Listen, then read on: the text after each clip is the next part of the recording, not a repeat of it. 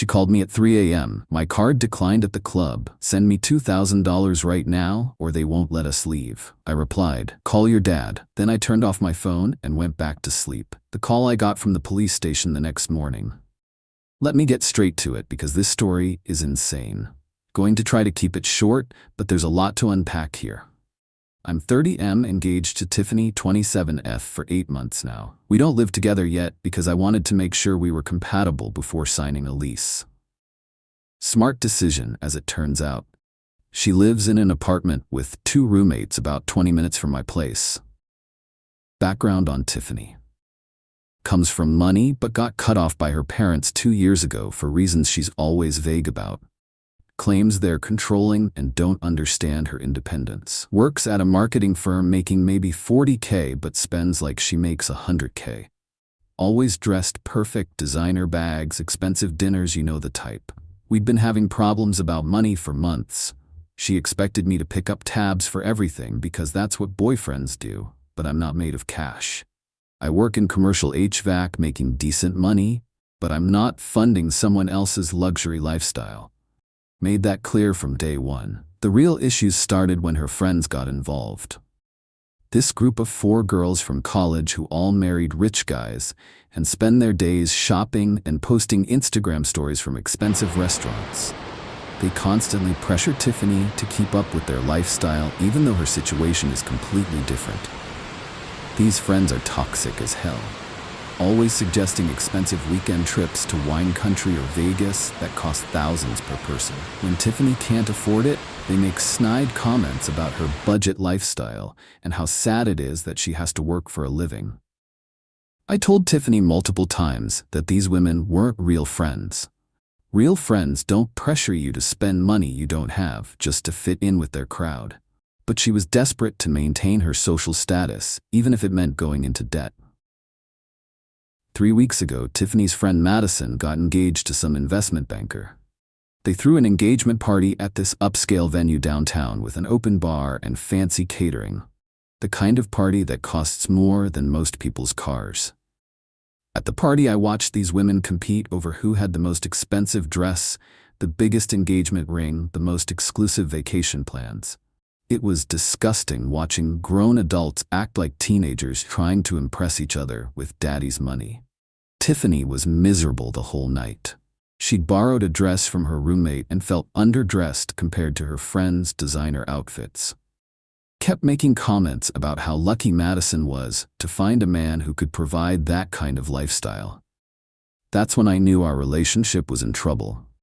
She wasn't looking at me as a partner, she was evaluating my earning potential against her friends' husbands.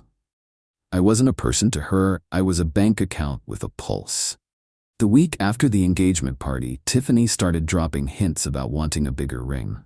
Mine was a modest 1 carat from K Jewelers, but apparently that wasn't impressive enough for her social circle. She showed me pictures of Madison's 3 carat Tiffany setting that probably cost 50 grand.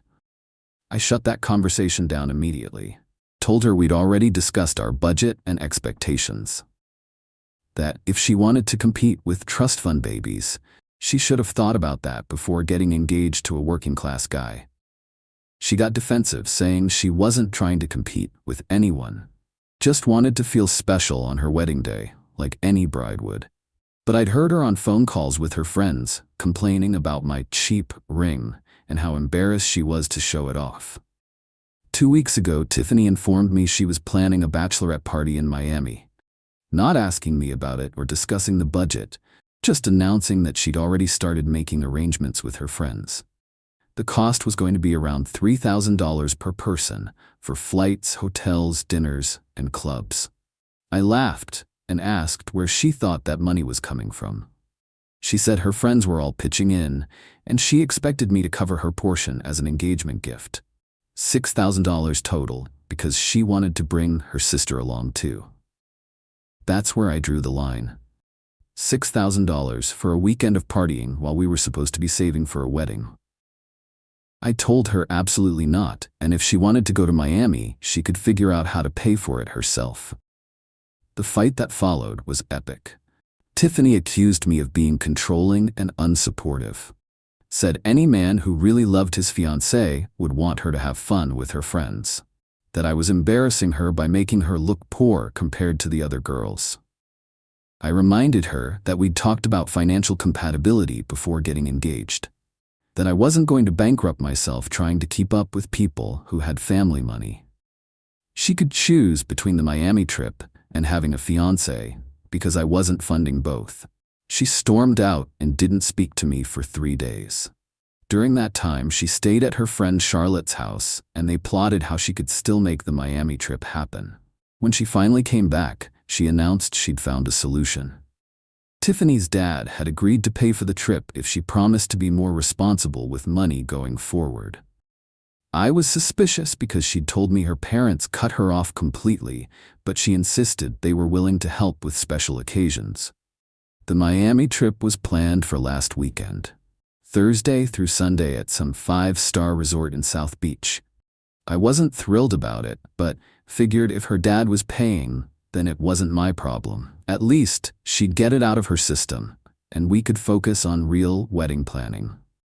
Thursday morning, Tiffany left for the airport with 2 giant suitcases and a carry-on full of makeup and jewelry.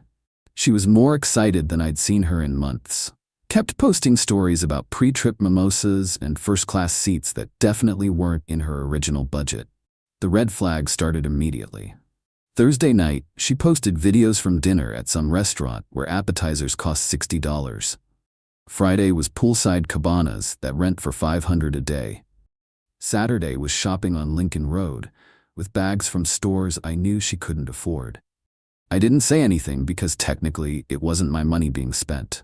But something felt off about the whole situation. Either her dad was being way more generous than she'd let on, or she was running up debt that would become my problem after we got married. Friday night around midnight, I got a drunk text from Tiffany. Picture of her and the girls at some rooftop club with bottle service. The kind of setup that costs thousands of dollars for a table. She looked happy, but I was starting to worry about where all this money was coming from. Saturday was more of the same. Expensive lunches, yacht rentals, designer shopping sprees.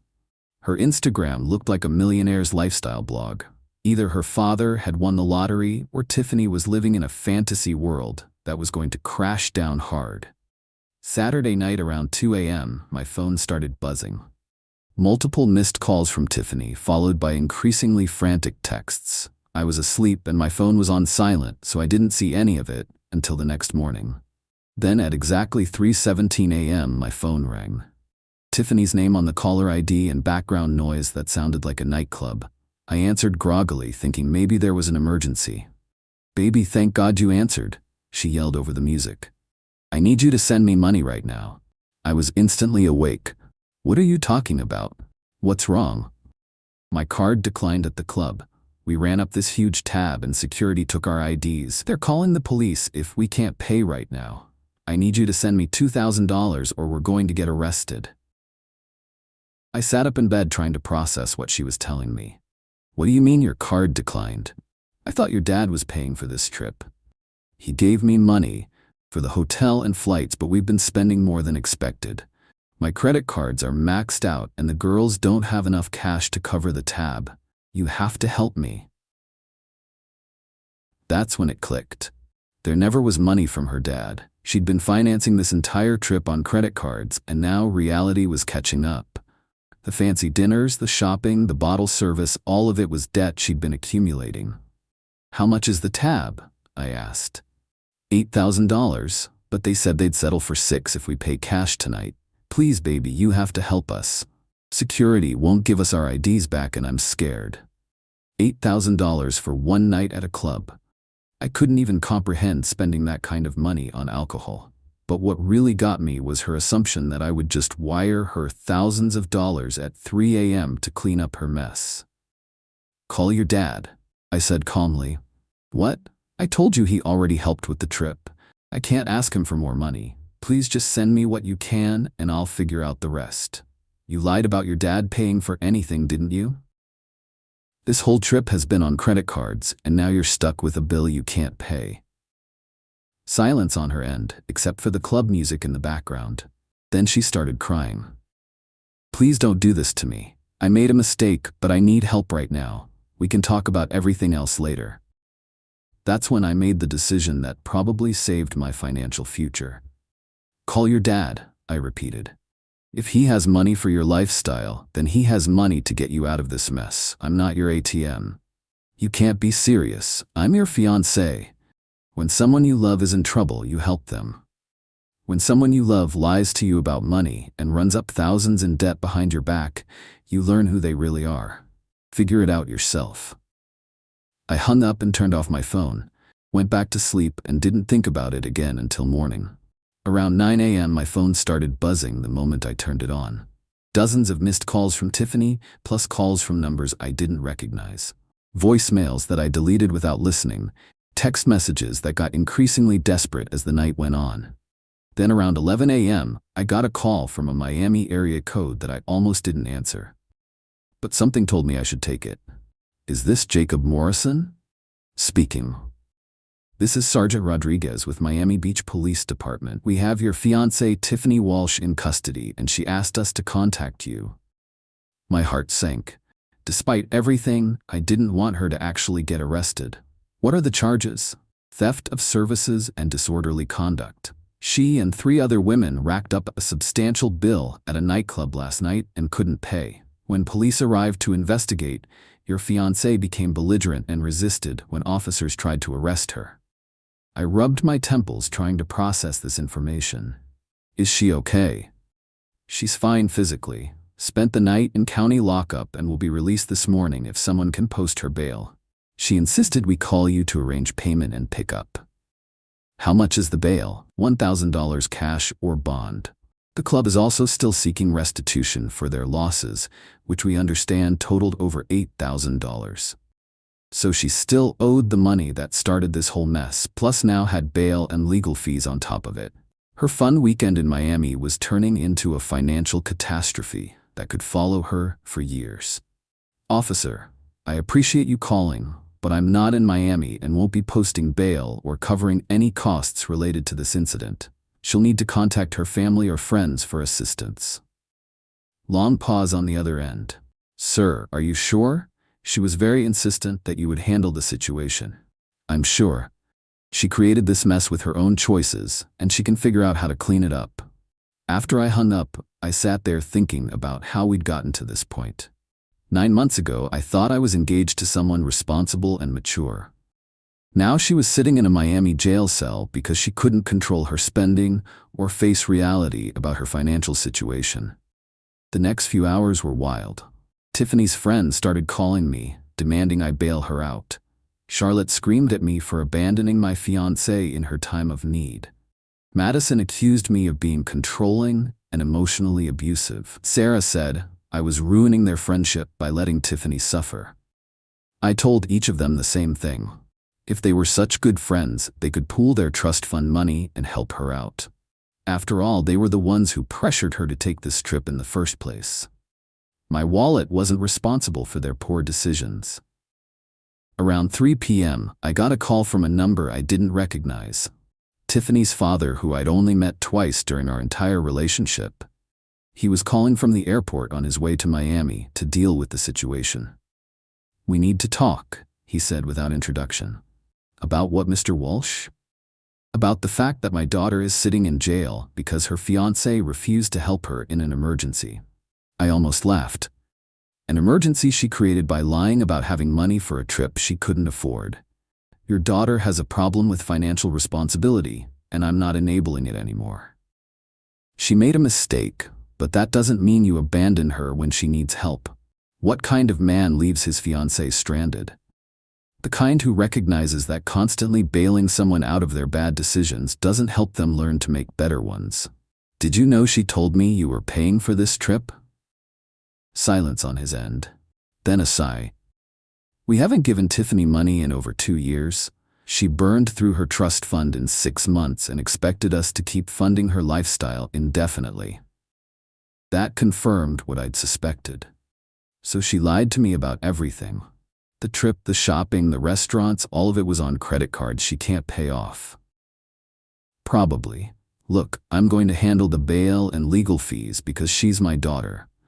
But I think you should know that Tiffany owes roughly $40,000 on various credit cards. This Miami trip probably added another $15,000 to $20,000 to that total. My stomach dropped. $60,000 in credit card debt that she'd been hiding from me. If we'd gotten married, I could have been on the hook for future spending, and her inability to contribute financially would have been my burden. She'd been planning to dump her financial problems on me without my knowledge. Why are you telling me this? Because you seem like a decent guy who deserves to know what he's getting into. Tiffany has always had a problem with money and consequences. We tried to teach her responsibility by cutting her off, but it looks like she just found other ways to fund her spending. After we hung up, I sat there thinking about our entire relationship. How many times had she suggested expensive restaurants and expected me to pay? How often had she bought things she claimed were on sale, but probably went on credit cards? How much debt was she planning to bring into our marriage? That evening, Tiffany called from the airport. Her dad had bailed her out and they were flying back together. She was crying and apologizing, saying she knew she'd messed up, but we could work through it together. I let her talk for about 5 minutes, then cut her off. It's over, Tiffany. What do you mean it's over? I said I was sorry. I know I made mistakes, but people in relationships help each other through difficult times. People in relationships are honest with each other. You've been lying about money for months while racking up debt that would have become my responsibility after marriage. That's not a mistake, it's fraud. You can't break up with me over this. I was scared and desperate. The girls were all spending money, and I didn't want to look poor in front of them. You know how important their friendship is to me. More important than honesty in our relationship, apparently. More important than financial responsibility or planning for our future. You chose to impress people who don't actually care about you over building something real with someone who did. She begged and pleaded for another chance. Promised she'd cut up the credit cards and get financial counseling. Said she'd never lie to me again and would do whatever it took to earn back my trust. But trust isn't something you can just repair with promises after it's been shattered this completely. I'm done, Tiffany. Don't contact me anymore. I blocked her number and spent the rest of the evening taking down pictures and boxing up things she'd left at my place. The engagement was over and I felt lighter than I had in months. The next morning, Tiffany showed up at my door with swollen eyes and yesterday's clothes. She'd driven straight from the airport to try one more time to salvage our relationship. Please don't throw away everything we built over one stupid weekend. I love you, and I know you love me. We can work through this if you just give me a chance. I handed her the box of her belongings. I don't love who you've become. The person I fell for was honest and responsible. You've been lying about money while secretly planning to make me responsible for your debt. That's not love. That's manipulation. Everyone makes mistakes. You're being cruel and heartless. How can you throw away our future over money? I'm not throwing it away over money. I'm ending it because you've shown me that you don't share my values. You care more about appearances and social status than honesty and responsibility. We're not compatible, and we never were. She stood on my porch crying and begging for another chance, but I closed the door. Sometimes you have to make hard decisions to protect your future, even when it hurts in the moment. Update since this blew up. Tiffany's been trying to contact me through mutual friends for the past week. She's apparently in credit counseling and wants to prove she's changed. Her friends are still harassing me on social media, calling me heartless for abandoning her. Found out from her roommate that she owes closer to $70,000 total when you include the Miami trip charges. Her dad hired a lawyer to negotiate down the club bill, but she still owes around $12,000 for that weekend alone. She moved back in with her parents because she can't afford rent anymore.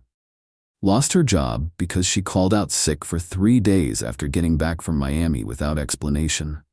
My family thinks I made the right choice. Her family is split between being mad at me and being relieved that I won't be taking on her financial problems.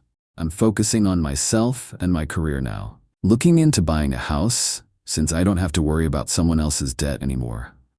Dodged a massive bullet. and learned to trust my instincts about people's character. For anyone dealing with something similar, pay attention to how your partner handles money and stress. Those traits don't magically improve after marriage, they get worse when there are legal protections, making it harder to leave. 3 months ago, I thought I was planning a wedding. Now, I'm planning a life where I don't have to worry about someone else's poor decisions bankrupting me. Sometimes the worst things that happen to you turn out to be the best things that could have happened.